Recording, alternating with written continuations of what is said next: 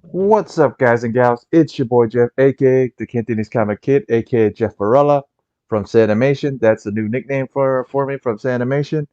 If you guys haven't heard, I actually picked up the new. Well, actually got A-OK by Steve. Actually, is Stone Cold Steve. Got stunned by Stone Cold Steve. So Vampirella 1 from 1969, a 4.5. I didn't only pick up that. I didn't only get that this week. I actually picked up issue 3, another hard one. Actually, it's a low printed one, so I actually picked that up too. And then we have Rando with me today. So let's get Rando in here. What's up, Rando? Hey, what's up, man? What you Glad to been be up back. to this week? What you been up to Uh, this week? this week, well, just been working. The side gig that I had going on, I'm back to working on that now. So, that's good for me. So that way I have a little bit of money coming in. Oh, that's good. Um, That's good. bought a, I spent some money this week, man. What did I buy? Um, I bought a stand to hold my green screen that I won Oh, that's recently. cool. Hey, Um, Vigilante. so I got that. What else did I get? I swear there was a couple of things Oh, that I bought. eh, what happened with your diamond box this week? I saw the pictures. Yeah. It's they screwed me over, man. I'm so So sick of it. it looked like the Macho Man did a number on that damn box. Yeah, well, Yeah. the one compliment that I can say is that Mm. Diamond finally put everything in one box. So I had like Oh, about okay. like 96 comics in one box. Uh huh. But the sad thing is they still charged me a lot Uh for huh. shipping. Like I still got charged Uh, like $35 for shipping from one box. okay. So they screwed me over on that. And then to Hmm. make matters worse, half of my shipment was damaged. I had ordered 50 copies of the Power Rangers, the Lord Dracon foil cover, Yeah. Yeah. and Yeah. 40 of the 40 out of 50 were damaged. So I only have Jesus. like 10 like decent copies. And then when I go to put in my shortages and damages, they try to say like, oh, we're shorthanded, so we're short staffed, so we have trouble putting in your orders. So like we'll get to it as soon as we can. They didn't get to it till Thursday, and of course the guy whoever took care of it was like, sorry, man, there's no more copies of the Lord Dracon available, so we're not going to replace those. So it was a big waste. It was a big waste. Okay. And I mean the damage obviously is done by UPS. Right. So it's like it's a it's messed up. I think it's crazy how the shipping at UCS is better than Diamond, and Diamond's Hmm. been doing this business for like 20 plus years. So UCS, I don't really have any damages on it, and they charge me less for shipping than Right. like I just looked at my invoice for this week from UCS, and I think I'm paying like $17 for shipping, and then Diamond is charging What? me $35 for shipping. What? Explain to people what the UCS is, and because people know what diamond is, some people don't know what UCS is. So explain Yeah. to some So people. Yeah. Diamond broke away from, excuse me, You mean DC broke away DC? from Diamond. DC broke away from Diamond, so DC now is working with two other distributors. The only thing that a lot of comic book stores aren't happy with, they're unhappy with a couple reasons. One, they have to pay extra in shipping now, right? Because now you have to purchase from Right. Diamond, and then you have to purchase from another distributor. So they're Right. paying almost double in shipping now. And then the other thing that they're upset with is that the other distributors, they are owned by comic book businesses. So like Lunar Distributors is owned by DCBS, Discount Comic Book Service, Right. and then which they do a lot of business online. And then you have UCS, which is owned by Midtown Comics, which is in New York. So it's weird. It's weird. Like I'm part of a retail forum, so I see other retailers complaining about UCS, but thankfully I haven't had any issues with UCS. Does it say here Yeah. DC books are way late here in Europe? Oh yeah, Yeah. but that's because um what was it? They couldn't find another distributor in Europe, so they're still having to use Diamond. So you're still dealing with Diamond over in the UK, And Right. then the goal is probably by the end of the year, early next year, DC will look for another third party company or Mhm. business that can handle distribution. And I mean, I'm always intrigued about how comics are handled overseas. You know, Right. because you have different countries. I once spoke to a girl that was from Ireland, and she loves collecting comic books. And I asked her, I was like, hey, how many comic book stores do you have in your area? And so she's like, a lot of times she's like, oh, well, we have like maybe one shop near the town and area. She's like, a lot of the other shops they're in some of the other countries, like they're going to be in England, they're going to be maybe Germany, I think. But like, yeah. So I was just curious. I was just like, man, how do you guys get your books? And she says that she has to order online and have it mailed to her because she doesn't really have a shop near where she Right. lives for her to shop at. So it's like I'm always intrigued because I'm like, part of me is like, I would love to open What? up a comic store Right. overseas. Right. But the question is, how do I get my books? Like how do they get the books? So you have a distribution center which Diamond has in the UK, which is smart. But and who knows? Maybe Diamond in UK is way better than the Diamond in US.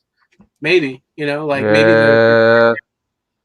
the shipping Man, service. I don't know. I I haven't highly heard any. I right. I hear some horror stories from over there too, from Vigilante, from a lot of them. So I don't Oh, think really? so. Okay. Yeah, I don't think so. Yeah. Oh, here we Read go. the yeah. I live in the second biggest city in Austria, Graz, and we have one comic book store, but only for German reprints. Oh, okay. So I have to order U.S. issues in German comic book store. Okay. Yeah. See. Yep. I like my I chat. I basically like my chat this time. Yeah, I That's like my good. chat this. I like the chat this time with the new computer because it's so much quicker. Yeah. Yeah, yeah, Yeah, yeah. See, yeah. like There was one girl that I talked to. She lives hey, in hey, England, Robert. and Right. she's a huge Superman fan. And so, like, same thing. Like, like she I mentions kind like of this. figured. I kind of figured, Randall. I had a feeling you were gonna tell What? me that girl was a big Superman fan. Yeah, yeah. I mean, she has her own YouTube channel, Aspiring Mm, Krypton or Aspiring okay. Kryptonian. Okay. She actually appeared in her local news for like all the Superman memorabilia and collection. Like, Mm, she has like an astounding, like huge like Superman collection for somebody right. like as young as her. So I was just like, wow, I'm impressed. Mm, And like she's been doing like YouTube and interviews. She got to interview right. uh, Mark Millar, and Okay. she's interviewed other people, and she's been invited to like movie premieres and events and stuff like that. So Okay. like, yeah, she's All doing an right. awesome job. How you doing, Robert? I'm Or the good. Godfather of the comic community? Will's Uh, show was excellent today with Hialeah on it. I yeah, I watched it. saw it. Yeah, we saw it. Excellent, I saw it. excellent. I had to Yeah, catch it on the rewind. Fantastic. I actually watched it live. I was messing around. I go, you guys are missing one brother out of the whole thing. It was a good show. It was a good show, though. It was nice Yeah, seeing a little bit of yeah, teary-eyed, and Will got a nice 300 too, which was pretty cool. yeah. Oh, did you Really see what cool. I picked up today? Yes, Yep. actually, yes, beautiful. Yeah, I got a great deal, so I'm Okay, now happy. tell us all what's special about that book now. Blow it up a The, little bit so we can see it. yeah, I am. I'm blowing myself up, and the big thing Tell us- is, Tell us about it. yeah, big thing is issue 3 is a low printed book. Issue 3 is low printed and it's hard to find. That's what I hear, hard to find in a decent condition because since it's Okay. the white cover and everything. It's beautiful. It And reminds then- you of heavy metal. Yeah, yeah. The same one of the artists that did it is I think he did a couple of heavy metal covers too. Really, I have to look it up again. You Yeah, definitely see it. yeah, I have to look it up again. But yeah, the big issue with this one was it got low printed, really low printed, and that's Beautiful what. cover. Yeah, Nice and clean. but if you can find this in a 9.8, it's more expensive than this one in a 9.8. Yeah. Yeah, because since it's so low printed. Wow. Yeah, and then I looked at the census. There are only 200 and I think 226 of these Is guys. that magazine top loader? Yeah. I'm gonna have to get a few of those. Yep. I got it, and then I'm gonna have our presser actually press it, clean it, and send it off Good to idea. CGC. Good since it's idea. a since it's a low printed book. Nice. So I'm gonna I'm gonna have it Vigilante. still You get. see what Vigilante just said? Yeah. Jeff's going to need a bigger casket in the future. Yeah, yeah, because I told him I'm getting buried with a Vampy one. Yeah, so I might be Vampy one and Vampy three. Nice. Nice. Yeah. So, but there's a little there's a little crease on it, but it's fine. It's still a Are you happy with decent. it? Are you happy? No, yeah, I'm Okay, happy with that's it. all that matters. No, You and can then fix even some of that. no, yeah, but even Tim looked at it. Tim goes, it might be the print, it might be the printer. It might not even be. Sure. Yeah, it might not even be. They might not even count it. So don't press it, clean it, see what happens from there. That's one more you can check off your list. Now, how Yeah. many more you Yeah. got? 29 more to go? Yeah, because I was up to like 30 something. So yeah, like probably like 20 ish down. So yeah, but Nice. come to find out, a magazine box only fits 100. Only fits 100 in the magazine box, and there's I know. 100 and there's That's one of the 130. biggest dilemmas. I hate it. You know what? Another Yeah. thing I can't stand is they don't make boxes big enough. You have to go like up a size. Like I use Silver Golden Age top loaders Yep. for some of my really good books, Yep. and the boxes don't fit. You can't Yeah. fit them in a box. It has to Yeah. be a wider magazine box, or I just lay them all flat down, like up and down this way, in Yeah. the long ways. It's Yeah. irritating. Yeah, so when I end up grading them, it's gonna be an interesting thing. You'll have yeah. fun. You'll be happy No. with it. No, regardless of I the am fact. gonna be happy with it. But like how Tim was saying, just grab a bunch more of those top loaders, load up like a couple of them, like probably about 80 or 20 to 80 books in a box. Because when you put them in the top loader, they're gonna end up loading it. They're gonna end up loading the box up a little thicker. So at least you can split it in half, and you can put the other half of the Vampirellas in the other box, and Sure. where it doesn't Yeah. start Just for your spilling over and Vampirella stuff. Or you know what onesie, one thing you could do too is maybe you can just take top loaders, like empty top loaders, and you can Mhm. space it in between each book. Right. So Yeah, like issue 1 and then top loader, issue 2 top loader, issue 3 top loader. That way Right. it'll it's like I don't know, kind of like a healthy balance Yep. Right. between the two magazine boxes that you're gonna have. Right, because I'm gonna have to end up with 2 because it goes the run goes all the way up to 113. Oh So yeah. it's- Yeah. They sell those nice plastic ones too. Yeah, The the nice plastic plastic the ones? I would only use the plastic ones for the CGC stuff because the plastic ones are a little like Tim was explaining to me. If you're gonna go back into the box and if you fill it to not to the max, but if you fill it even to a little bit to the max, you're gonna have trouble pulling them out. Right. Because Oh, yeah. it's a lot tight. Yeah, it's a lot tighter because it's plastic. You know what I mean? Compared to cardboard, it's gonna be a lot But I mean, tighter. the great thing about those boxes, though, like I use those boxes, and so when I go to meet up with some customers, if they like have like a huge stack of books, I Yeah. love the sleeves, the ones that you could kind of put in the middle. Yeah, That way yeah. it holds the book. One time, I think I had it in the trunk, and Yeah. the box it wasn't the customer's books; it was my books. But like the box had like went sideways, and I was just like, and then I lift up the box and I look at it. Perfect. It was fine. Yo, It was Discovery protected. Days in the Yeah, house. that- Buddy. Hey, Oh, Discovery.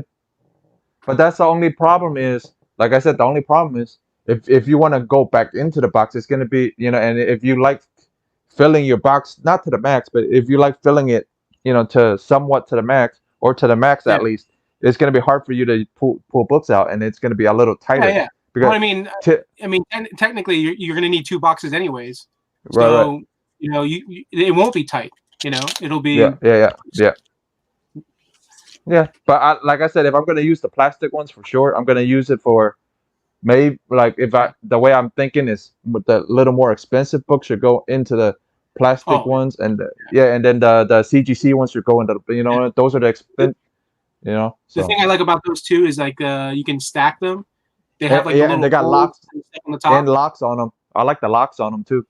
Yeah. I like the little locks on them too. So I mean, just in case for me, you, I was gonna Yeah. say for me the stacking is the most important. Because yeah, sometimes I'll stack like I'll show you real quick because I don't really show the room, but you can Right. see like those boxes right there, Yeah. and there's boxes behind them, and I Right. try to stack them as high as I can, reasonably. So that's about, I think, 6 books. Yeah, 6 boxes Yeah, yeah. stacked. Yipper. I Yeah. just got done. I have to reorganize all the ones I had in boxes sitting in behind my computer desk here earlier today, and I got everything like I stacked. see you all got in the I see same- you got gloves on, so you want to show something off. Yeah, Whenever you got gloves I on. want to put an interview out, or like a review out for you early Okay. on your Okay. show, buddy. Okay. Okay. All right. So I read this first issue of Cthulhu Tales, Uh-huh. and Okay. of course, My I'm gonna do you tell remember ya. my Yeah. Do you remember It's my actually grading good. thing? it was Okay. good. It's it does with a lot of it takes a lot of stories from H.P. Lovecraft stories, of course. The Eyes of Madness, which I already know that story. I've read it multiple Okay. times, and they've all told it in different ways, in different comic book form. Then the other one's called The Farm, and the other one's called The Exact Right Word. This is the book. I also have the variant of this. It was actually Okay. a decent Nice. read. Hmm. The read was good. The art is subjective. I Okay. think the art was. I've seen worse, so the art's actually Yeah. decent. So I've seen Yeah, Well, it's okay, but worse. like I said, for Yeah. me as being a fan of this kind of style, Yeah. I like the story. Okay. Now, on to the next one. Second Just one. real quick though, is the writer on it? It said Niles. That's Niles. Yep. Niles and Perry Nailstrom. Yep. And this one, Is the first name Steve Niles? Or sorry, Steve. just says Niles. Hold on. Steve Niles. Steve Niles. Okay, Steve Niles did the Eyes of Madness, and the art was done by Chi. Nice. I like Steve. I was going to say I like Steve because Steve's worked on 30 Days of Night. Yep, I got that too. Mm. Yeah, it's good. Yeah, it's good stuff. The Farm was by Michael Allen Nelson, and the art was by Cinder Raja. Here, very bad at pronouncing names, but those You're are good. Well, I'm good, like right? you, man. So don't worry about it. Under Raj, yeah. Yep. And then Archie. Yep. So that's who did the 3 stories in this one. Now, on to the second. Just for Jeff, my buddy here. Mm-hmm. This, of course, we've heard this story over and over again and told it multiple times. But Right. this book attracted me because it was written and the art was done by, this was written by Colin Bunn. And I like Colin Bunn's style. Oh, he's awesome. Yeah. This, I have to get the series now. I knew it. I knew it. Yeah. I knew it. I knew it. Was right up my alley. Now, of course, it's your whole story of Dracula. Now, this is about the brothers of Dracula, and it's about his descendants, his children, and it goes from the post date of when he was alive. The art is pretty decent. I'll give you. Yeah, I read it. I read that one before I met you, but after you said you got it, I'm like, oh, Robert's gonna want the whole series. Yeah, this scene right here. I'm going to show you. Where was it? Oh, doggone it. One, do you smell that? Well, oh, here we go. that Hialeah's in the chat. Hi, Aaliyah, brother. Yeah. You were awesome today. Yep, You had me Javi. crying, dude. I see it on the rewind. You're awesome. Yeah. Javi's in the chat too. Awesome. Javi was too. They were all. Yeah, they were all great. Even But yeah, Steve was that. It's actually a decent read. I can't wait to get the rest of this now and finish it off because I really enjoyed this. Nice. There I'm you go, glad buddy. you did. I'm glad you enjoyed it because I had a feeling you would. I've liked Cullen. I remember he was doing some stuff with Marvel. Like I remember he wrote Magneto. Yep. And then with DC, he wrote Sinestro and Lobo. This guy's just so good at writing like villains. You know, Another like, one. to me, I I think. like Colin Bunn. Yeah. Yeah, he did most of the stories in this, and this one was about some Boy Scouts. So that was a good story, really good story, and it was the Color of Space kind of version in this story, which was nice. Cool. Are you signed up with his newsletter? His newsletter? No, I've never signed up for his newsletter. I should do that. Yeah, it's a free newsletter. He sends it out, I think, like once a month, and like he kind of just like updates all the fans, like what stuff he's working on, and it's pretty cool. Like, you know, and I follow. What is it? I think he has like a like page on Facebook, so I go on there and I follow him and I see some of his random posts from time to time, and he's a super nice guy. Yo, awesome, because he reminds me of somebody though. When I look at his picture, let me show you something. I'm like, he reminds me of an actor. An English actor, actually. He played Frankenstein. That's what it was. He played the monster. Hold on. Look at his face here. Yeah, I got you. Hold on. I got you. Yeah. He looks like an actor, an English actor, and I can't think of his name right now. But he played Stephen Frankenstein Graham? in the modern Frankenstein. One of the modern shows of Frankenstein, the monster. Okay. Just wish I could remember his name. He's an English actor. But yeah, Javi and Steve and all those guys on the show today, that was excellent. Such a good show. Yes, it was. It was a good show. I wish you and I were invited, Steve or Jeff. Yeah, I know. To say also. Yeah. But I'm all right with that though. Yeah, because his first appearance was on my channel anyway, so. My brothers. His own appearance was on his own channel, but his first major appearance was on mine. Also, I'm gonna start reading some of my older copies because I was going through some of my boxes and I got to reorganize all the ones I got in front of my organized cases.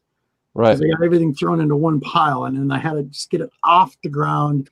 Wait, at least you got it all thrown in one. You want to hear how many piles I got? I have 95 short boxes in here, plus 4 long boxes. Yeah. Do you have anything in storage, or you have everything at home?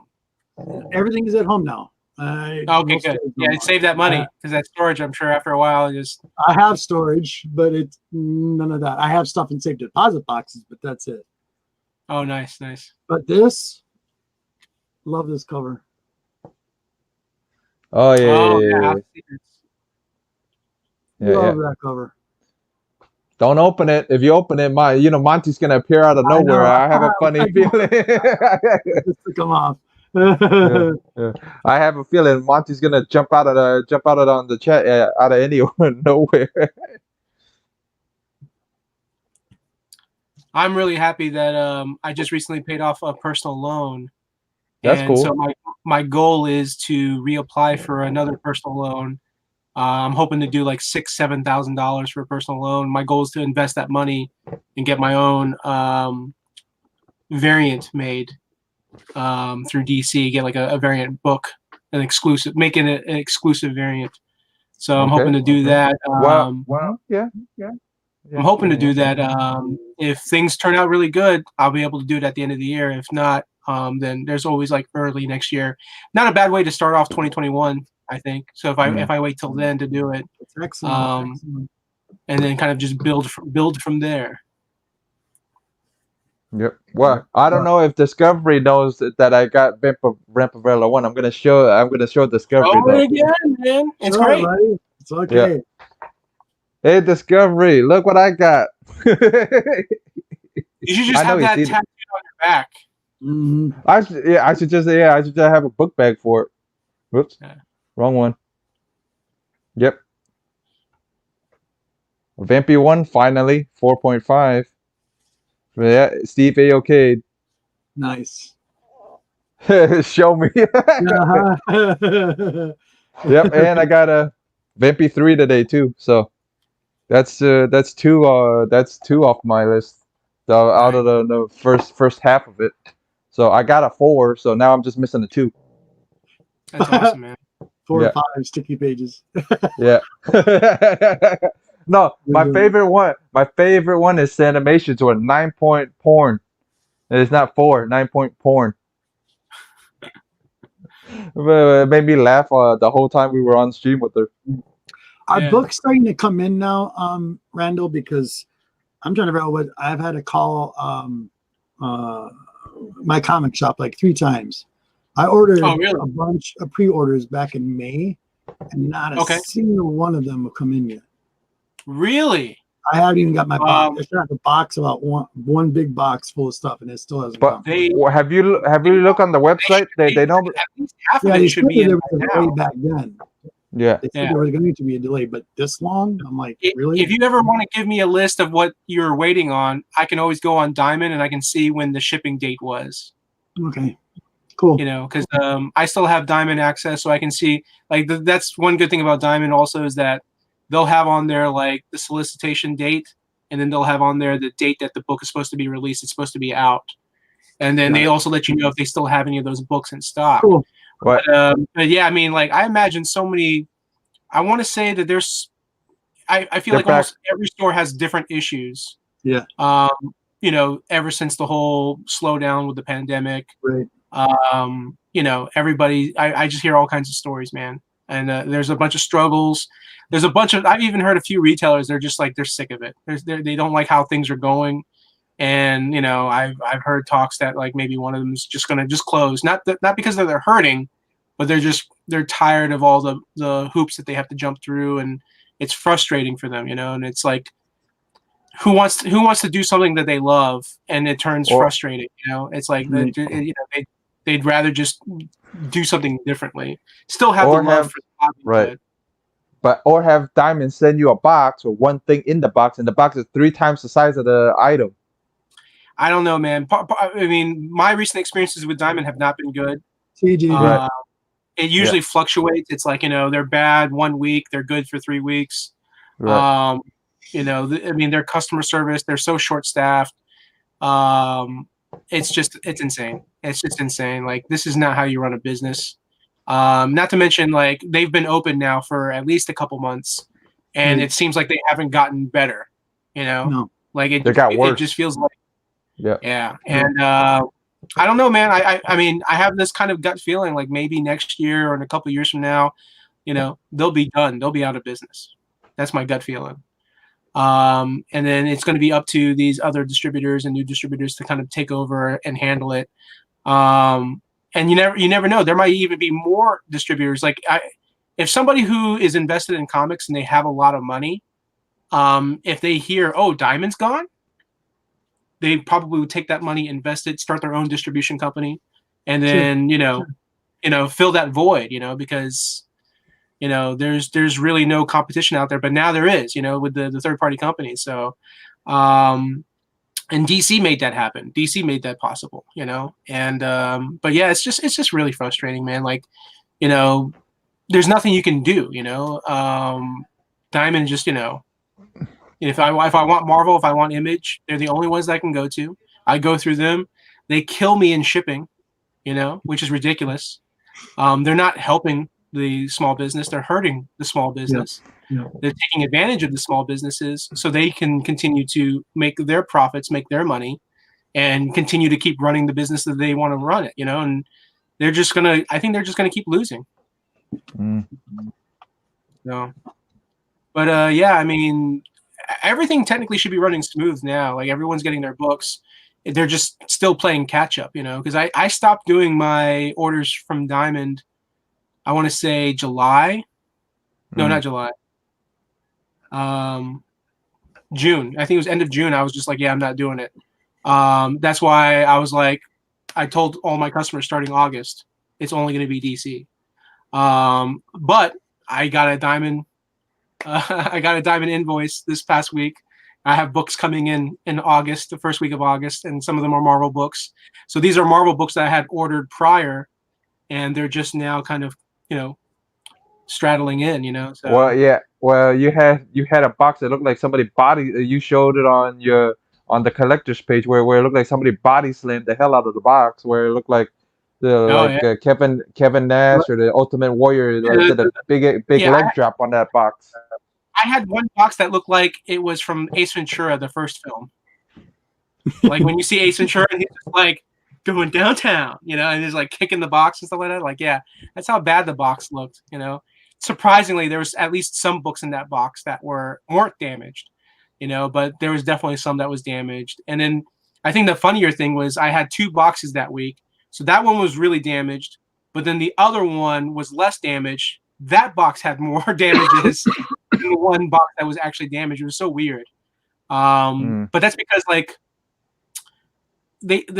I literally had 46 comics, and I think what they did was they took 20 comics, they put it in one of those boxes, they took another 20 comics and they put the other box.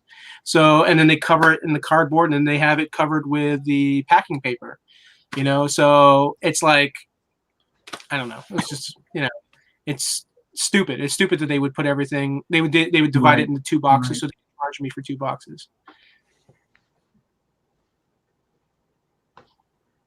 Yep. And then Tim actually brought up a really good observation about CGC slabs and about slabs in general, since they're made out of plastic. You know what I mean? Like if you have it out for a long period of time over fluorescent lights or something like that, don't forget. Like a lot of people forget, paper releases gases and stuff like that, and it magnifies light. Because don't forget, what's a magnifying glass do when you hold up light to it really close, really for a long period of time. Randall, what happens when you hold a magnifying glass? The gases, and the gases build up and damage the exterior of the books. Right. Right.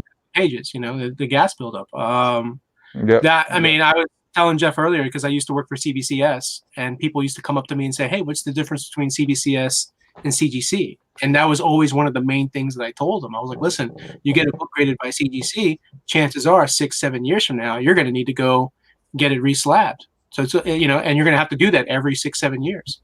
So you're going to constantly keep paying to have, go through that process and pay just to preserve your book. CBCS, you don't have to do it. Yeah. CBCS, you don't have to do it. You grade it one time, boom, because of the way that the plastics that they use. However, I did hear that CBCS is using new plastics now, so it might be different now. They may not be, if they're not using the old plastics and not doing what they were doing before, could be all completely changed now. Yeah, but what I've heard is what was it that who bought them out again? CBCS got bought out. Yeah. Beckett so Media. And their car. So knowing Beckett might want to cut. You never know. Beckett might want to cut. You never know. CBCS is owned by Beckett, so it's really just Beckett now. Beckett will make the calls. They'll make the decisions and choices. So you don't know if they're gonna cut corners somewhere and you use the same stuff CGC is using, and it's gonna be that's the other thing too. Is like, I think what it is to compete with CGC, because CGC is always, they've been the only company, right? Right. Same thing like Diamond. Yeah. Right. And there's so many. Yeah. So there's so many people invested in CGC. So they're like, why am I going to go with this other company? So and the crazy, what's funny is that CBC, they're almost the same company. They really are, because Steve Borak, who's the president of CBCS, he was with CGC when they first started. And and the big thing was he created the greatest. Didn't he create the grading system in the first place? He did. Yeah. Yeah, I think so. Yeah, I mean, he's like, you mentioned Godfather. That guy's the Godfather of grading. That. Yeah. And he's one of the nicest guys, man. He really is. He's very just chill and very relaxed. A huge fan of the Grateful Dead. Like some of the guys like to joke with him in the office about the Grateful Dead. But like he's just the nicest, man. Like he goes above and beyond. He does whatever he can. He treats everyone the same. He treats everyone with respect. He treats everyone just like, you could be a janitor working at CBCS, and then you could be, one of the richest, owners of CBCS, and he's going to treat them both exactly the same. He's going to be completely polite, kind of, hey, how are you doing? Oh, that's good to hear. I remember when I left CBCS, he took me out for lunch, and he was just like, hey, man, I hate to see you leave. I understand.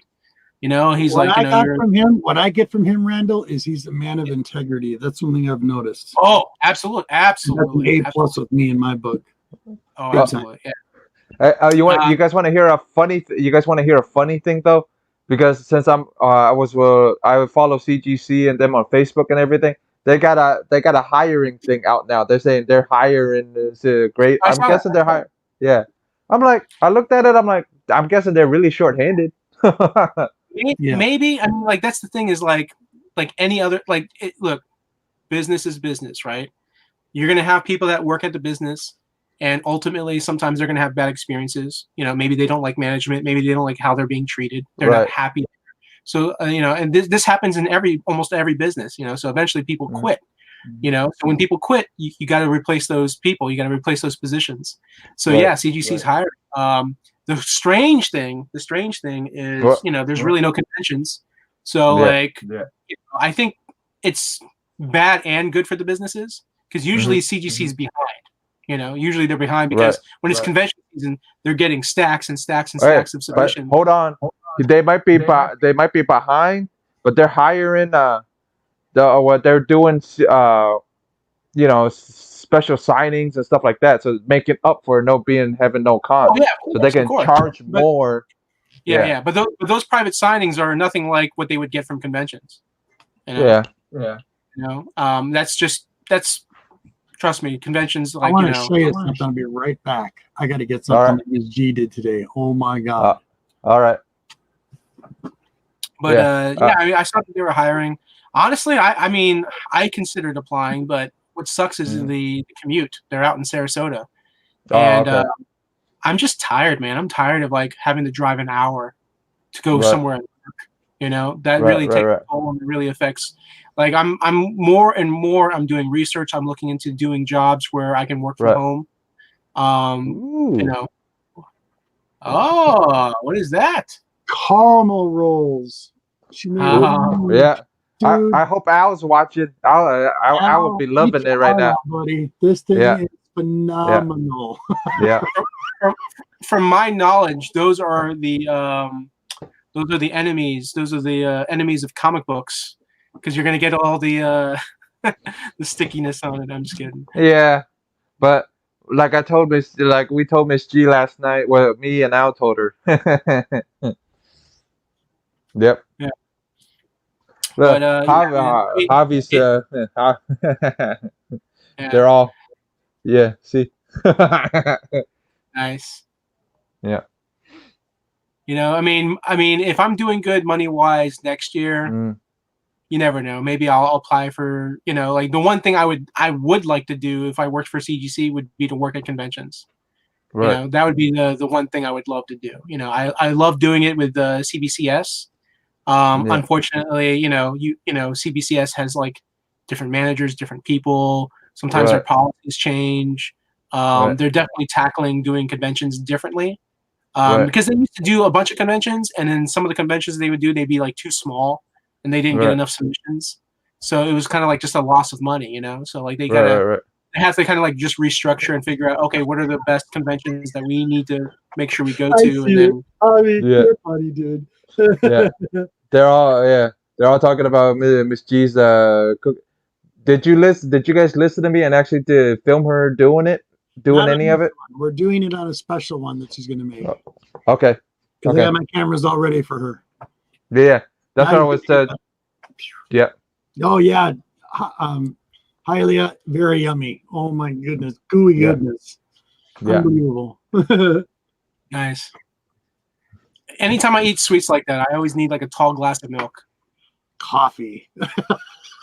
Oh, you like it with coffee? Nice. Yeah. Oh, it's awesome with coffee. Yeah. So, what you had going on, Robert, today? I had to do some yard work. I had to go outside and get some errands done today. That's why I missed the darn show. I was so upset to miss that. I caught it on the rewind though. That was really good. I got to figure out a way to preserve this though. Oh yeah. Oh yeah. It's a DVD. DVD. Yeah. I've wanted to get that. It's cool. It's really I wouldn't mind. I wouldn't mind getting like, because they've made so many versions, so many copies of like so many prints of the DVD pieces. So like the collector in me, at heart, I'm like I want to get them all. What is I this can't tell you how many copies of Spider-Man 2 I own. one? Let's see when this was printed. I can't even remember because I remember buying it years ago. I think it was an old record store I got this at. I'm wondering if there's a grading service for DVDs. Eventually, there's gonna be watch. You know, I didn't even think about that because they are grading video games. So yeah, if they start grading really cool when you open it up. Yeah. Book of the Dead, nice. It's got a texture to it. Oh, the bootleg edition of Army of Darkness, nice. Yeah, it's exactly what it is. And the DVD here is in the back. Yeah. Let's see what the date is. When was this made? I wish I had the money.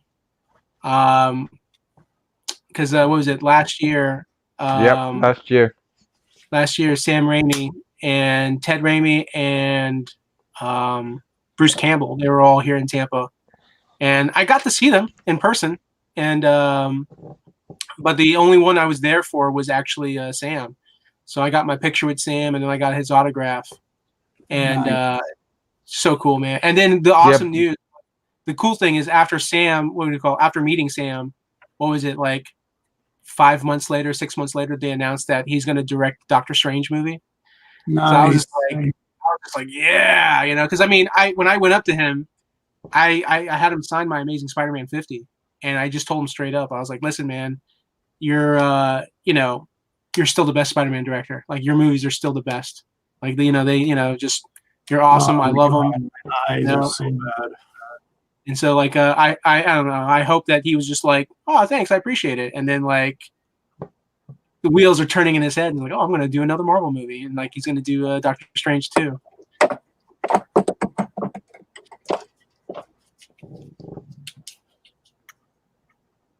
Robert's trying to figure out what date it is.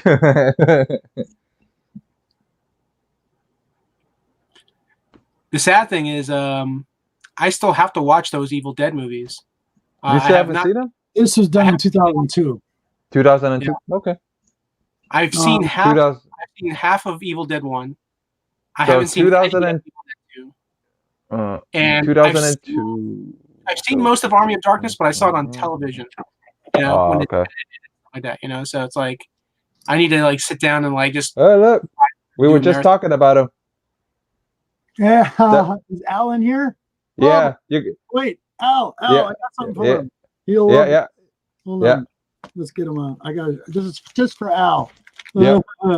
I'll go get it again. Yeah. Yep. Just for Al. Yep. Stay right there. I got something for you, buddy. Yeah. I'll make sure to make you big when you bring it back in. Because the thing I wanted to do too was I wanted to get Sam Raimi. I was always curious if Sam had written a comic book, and the only comic book credits that he has is I think it's an Army of Darkness or an Evil Dead adaptation comic from Dark Horse back in the 90s. Like his name is on the book. Yeah. Hold on. Hey Al, look. Yeah, baby. It's partially missing some, so it gets a grade of 8.5. Yeah. Inspirations Day. Oh yeah. I'm waiting for what I was gonna say now. I'm just waiting. Yes, William. I need to watch. You know, it's funny. I watched like several episodes of the TV series, and then I fell behind, and probably because maybe that's the smart thing, because I need to go back. I need to watch those films and then watch the show. Like, I want to watch it all in order. Go get it slabbed. Yeah. Butter. He's gonna slab it with butter. Yeah. That's a Green Label now. Yeah. Yeah.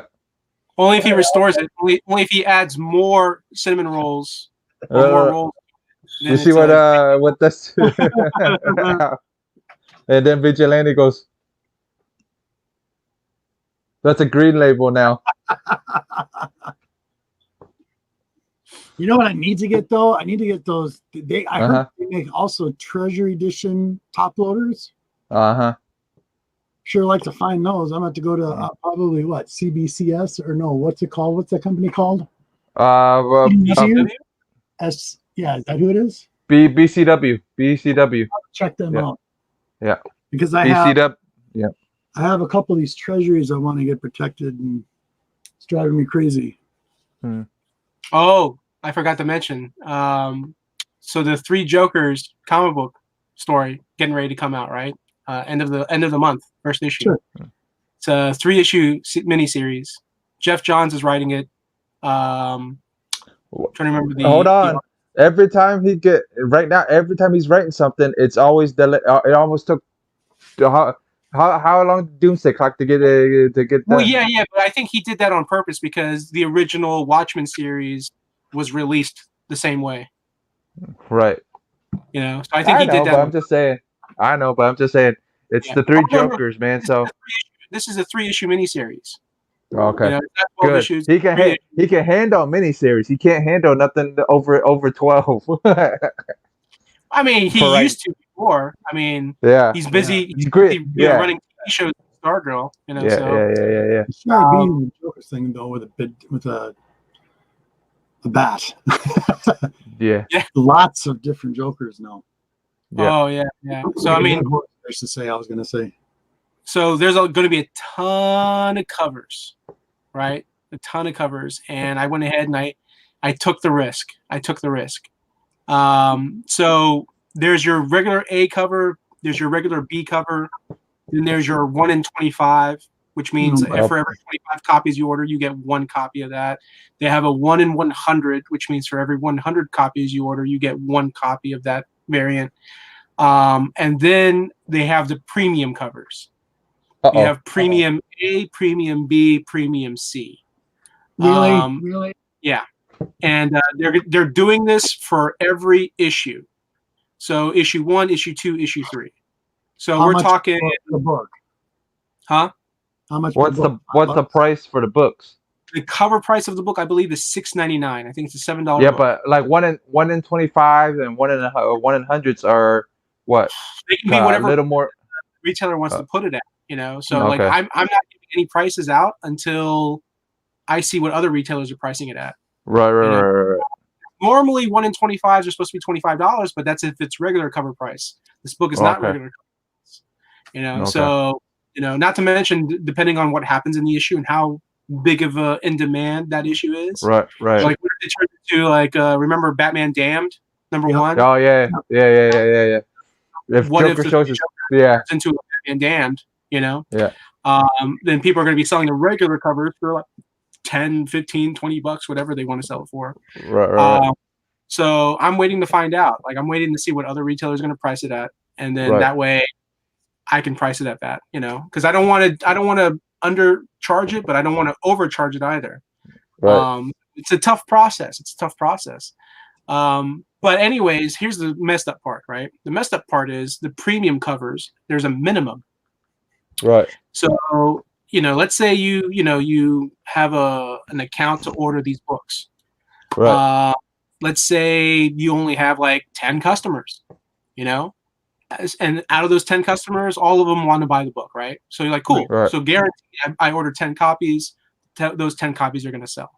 The premium covers, the only way you can order the premium covers is a 50 minimum order.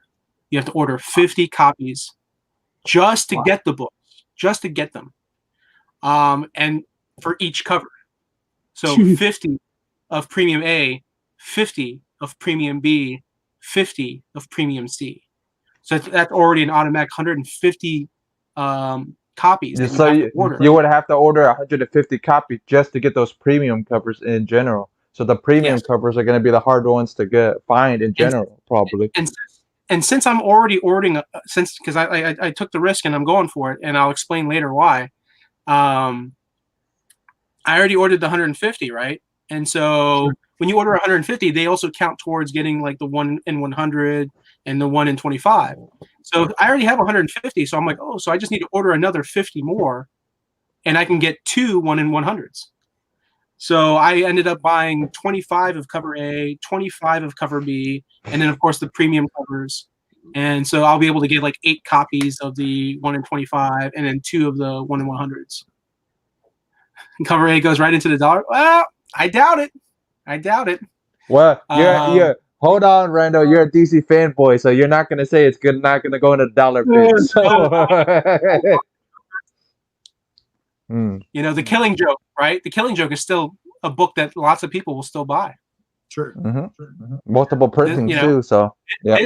This story has a chance of being up there with The Killing Joke. Like it's going to be one of those memorable like Joker stories. Well, yep. You know, if he writes it decent though. Big thing is if he writes it decently. Because Jason Feinbach's, you know, and he's a fantastic. I know, but you never know, man. You never know about the books yet in general, anyways. Like nobody knew Batman Damn was gonna hit the way that it did. You know what I mean? I agree, and I'm glad. I got lucky, and I'm glad I was able to get 1 copy. But yeah, I mean, but anyways, yeah, I just ordered 200 copies of Batman 3 Jokers. So the reason I'm doing it, right, and you have to do it for all 3 issues. The reason I'm doing it is because I found out that when you order all of the covers, each store that participates, each store that does this, you get 1 copy, 1 variant per store. Oh, that's why. Okay, now it makes sense. Yeah. So I'm gonna. I get to be one of those stores that ordered. You know, because I know a lot of smaller stores, they're not going to do it. It's just too expensive. Yep. Right. But like I said, just hope it doesn't. Your variant doesn't end up in a dollar bin like Vigilante been saying. No, it's not. Yeah. It's not. Watch it. Trust me, this thing's gonna blow up. Everyone, there's gonna be people hunting for it. There's gonna be people last minute. That I bet you they say, "Oh, I'll get it later," and then and also keep in mind too, this is a DC Black Label book, which means there are no second printings. Okay. You know, so like once this book is sold out, if your stores and all the stores that you go to in your area are sold out, then you're gonna have to buy it from somebody else. And if somebody else is turning around selling it, chances are they may not be selling it for cover price. You know? Right. Which means you won't get the cover price or discount you get at your comic book store. You're going to end up paying money for this book. So there's like I said, there's a chance. There's going to be so many covers, man. Like I already have a couple subscribers that are like giving me all the covers, except for like the expensive variants. Because the premium covers, I have a feeling even though those are considered variants, I don't think stores are going to be charging over cover price for it. Unless it becomes a hot book, you know. Yeah, and then those damn Alex, or Marvel's doing all those Alex Ross covers, all those alternate Alex Ross covers for all those other books they're doing too, like the one single version of the hero and stuff like that, and the villains. So they're gonna be competing with each other. Well, depending on when those books are releasing. I mean. Yeah, I mean the way Marvel does their variants, like it's so weird. Like because they'll do like 1 in 25s, and then they'll do like, you know, in order for you to qualify to order this book, you had to have ordered. You need to order 30% more of what you ordered of this specific comic book issue. Like it just starts fucking with people with the math in their head, you know. Like once you start making, but they'll tell you like I'll give you an example. Let's just say you order a bunch of Defenders or something like that, but you don't order a lot of Squirrel Girl. They're gonna tell you have to order a bunch of Squirrel Girl just to get the variant of the Defenders book that you want. It's like crisscross. Like I remember sometimes when I would try to order some of the Marvel books, I'm sitting there thinking like, how many copies did I order of this issue? Like I don't even remember. And then like I'm sitting there guessing, and so maybe I'm ordering more than I should be ordering just to qualify for the variant. You know, so they should just keep it simple. 1 in 25, like 1 in 10, 1 in 15, 1 in 25, 1 in 50. They should just keep it like that, not do the whole, you need to order 20% more, you know, because I imagine a store orders 100 copies of a specific title. And then Marvel says, well, if you want this variant, you have to order 20% more of this issue than you did of that issue. So that means they got to order 120 copies now just to get the variant.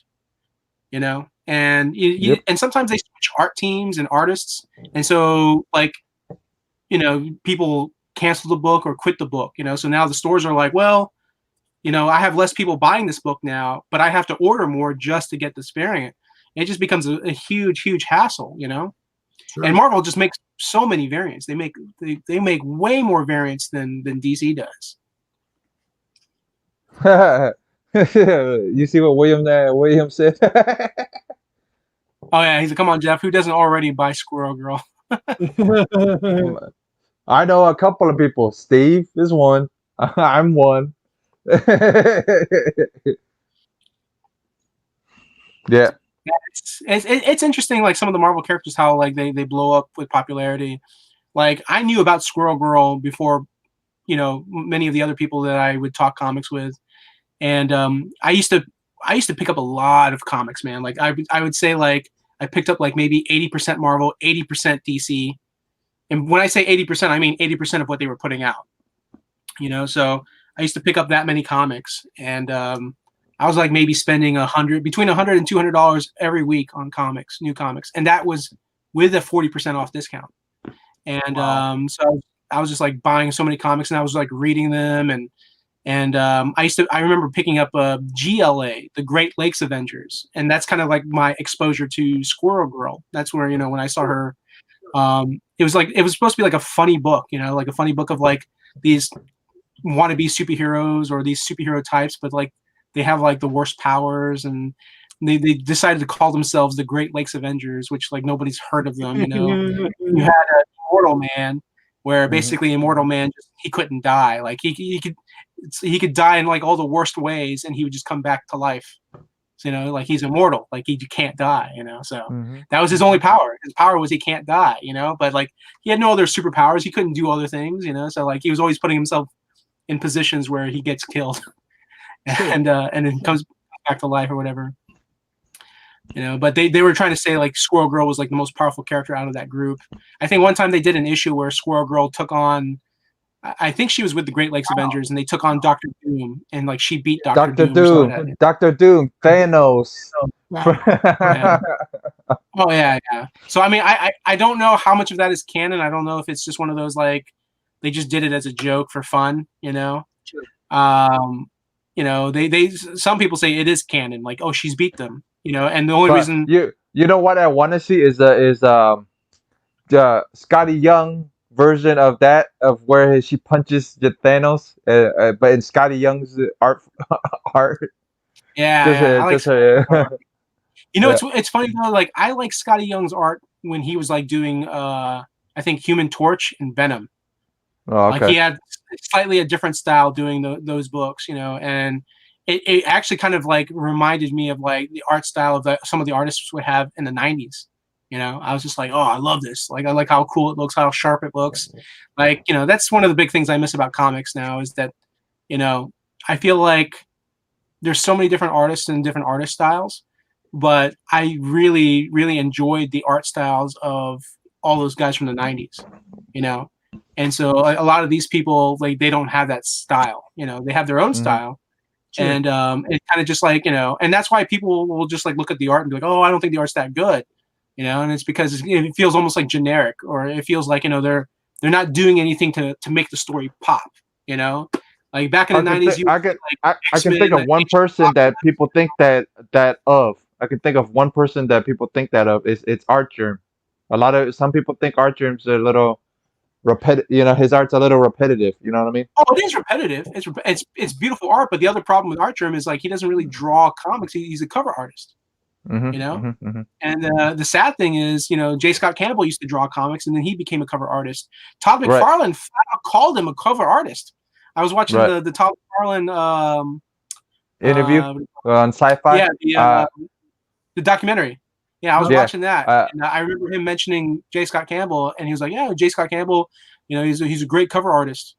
He just called him a cover artist, and then and so because he knows he only does covers now, and he was talking about Spawn 300 coming out, and he's like, how cool would it be if I got J. Scott Campbell to do a few pages of interior art, because he doesn't do that.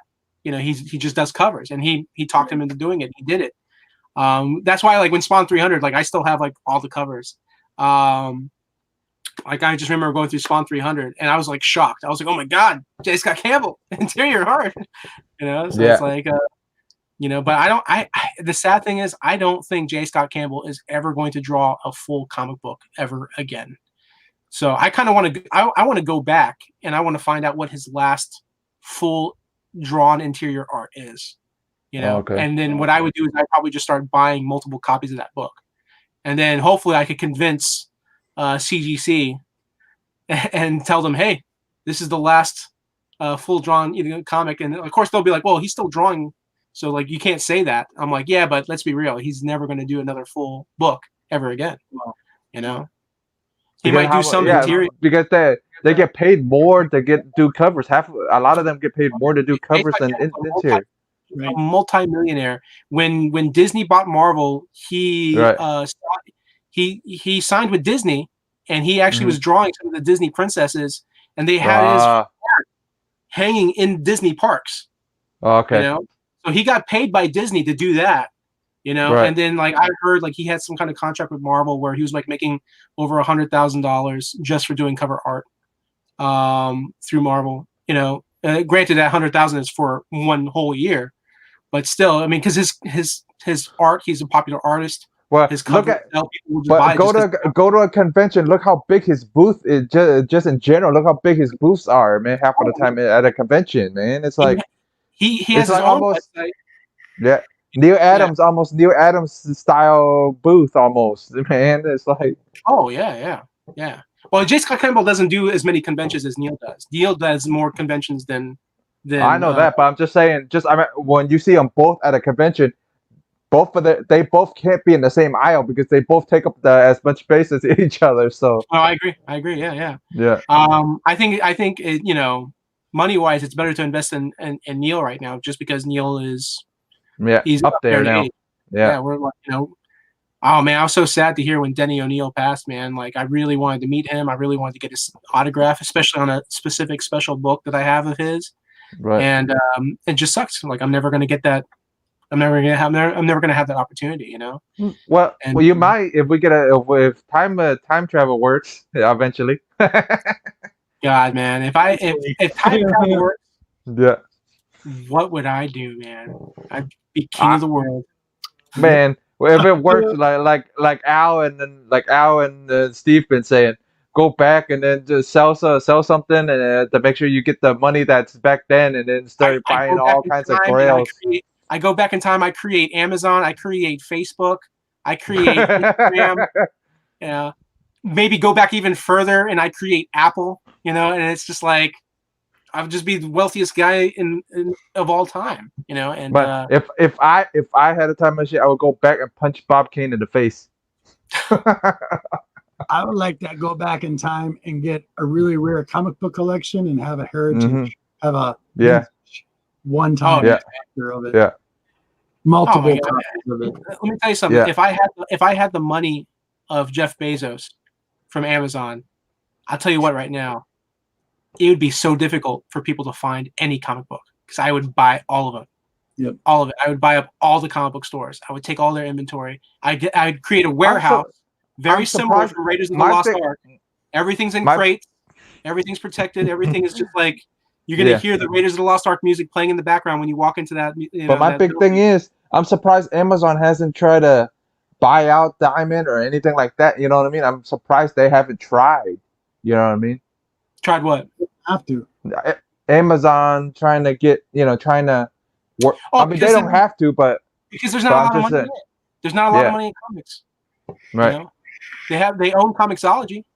Right. So they'll do like digital comics. But part of the reason they do Comixology also is because the real money is in movies. Right. Movies and merchandising. You know, so like that's why like you're buying the comic book because you want to own the characters, you want to own the rights. Then you go, you make a movie. Comic book films are making like between $500 million and $1 billion. Sure. That's where the money's at. No, I can't imagine a comic book even making $1 billion. Why do all that work, DC? Just buy stocks at the beginning. Yeah, exactly. Yeah, buy stocks. Yeah. Oh, you mean why create them?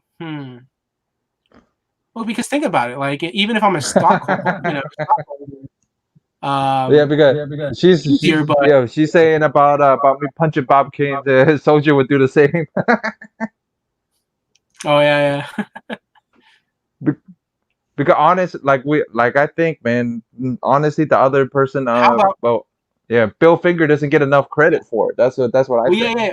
Well, you know why Bill Finger in the beginning didn't get credit, right?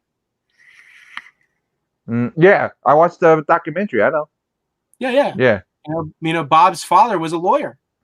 Mm. You know, and Bob's father was just like, "Hey, this is what you're going to do, and you know, like you're going to protect your." I would punch both of them.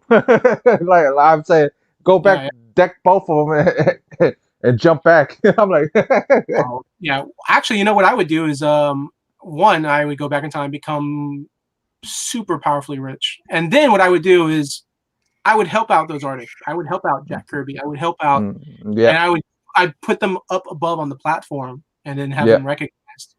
You know. Yeah, that's like yeah. Or just go back and pretend to be their lawyers and make their contract better than the other person's. Go back That's in what I time would. and create Marvel and DC and fuse them into one super publisher. Right? Yeah, and where the actual artists actually get their credit where they're supposed to. Oh, you know what I mean? Yeah. Man, because I was watching like the Secret Origins DC, the documentary on DC Universe, and just hearing like how DC started, you know, and how superhero comics started. Like the original owners of DC, they were doing comic books where it was like drawing women in sexy lingerie, you know, and back then that was considered porn, you know, so they were getting in trouble for doing that. So they were like, well, but they were making a lot of money doing that. And so they were just like, well, we don't want to do this and we don't want to get in trouble. So how else can we do what we're doing but make? I'm just curious if there's any more of that stuff out there, like the stuff that before they became.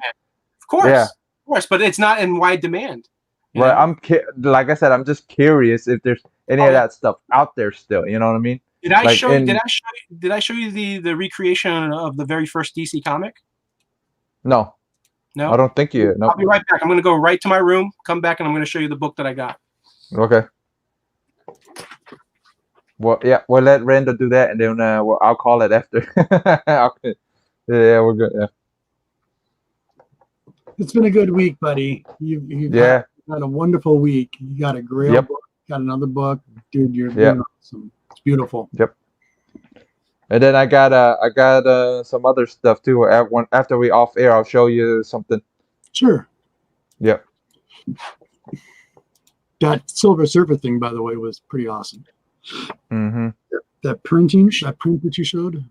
Yeah. It's that guy does it. That guy exactly duplicates it.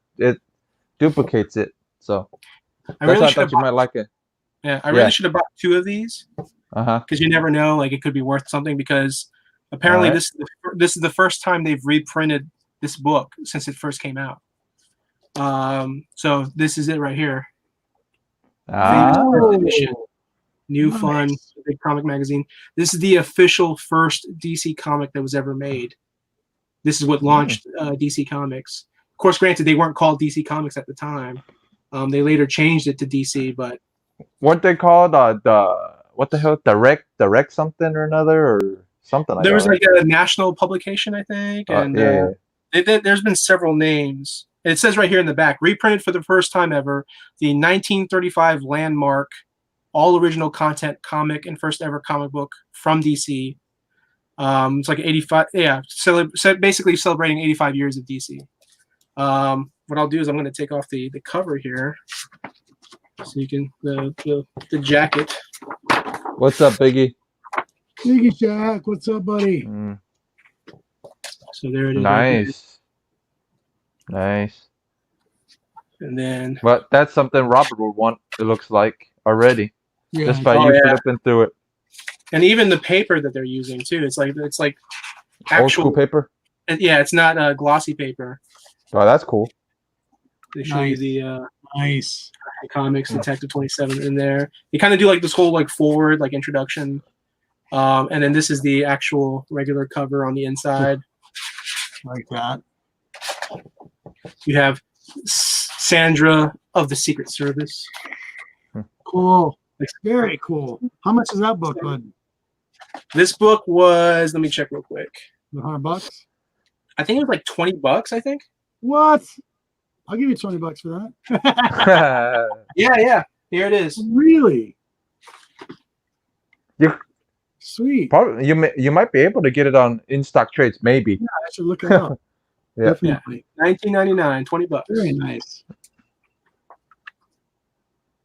Yeah, there's some like really cool classic stuff in here, man.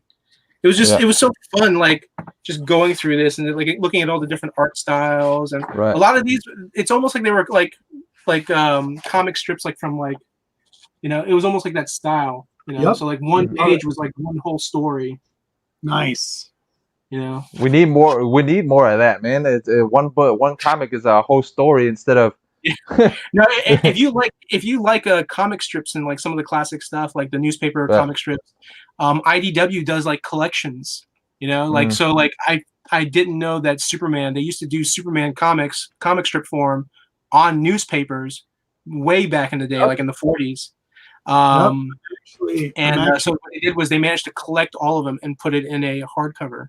So I have to, you know, as a big Superman fan, I have to track those down and add that to my collection. But well, you got a big Superman fan, and then you got Al, the one that doesn't like Superman as much. Right. And then Al likes the original Captain Marvel, Shazam. You're exactly right. Oh, Yeah. Shazam! Yeah, man. Yeah. So Randall, I'm gonna call it. Okay. All right. So now I'll let. You guys got anything going on, Randall? You got anything going on? Same old. Just still picking up books. I'm still working towards doing my YouTube video. Hopefully, I will actually do it this week. So well, if you need a push, I'll keep pushing until you do it. do it. Keep pushing. Yeah. And then what you got? Do a breakdown and figure out what I want to talk about. Yeah, and then well, let's get the Godfather to the floor right now. Don't forget to watch me and Jeff on Saturdays at midnight. We'll have another show for you next Saturday. Hopefully, we'll have another guest for you too. So yeah, awesome. Next Saturday. Yep. Thank you guys. It's midnight hit. It's midnight Godfather's time. It's 1 o'clock our time. I keep forgetting I'm in Central United States. Yes. Yeah. So, all right, guys. I don't got much going on, but I have Silver Age Sundays goes on. I have Kentonese Comic Wednesdays. I'll have Extreme Nerd Table next week again. So, see you guys later.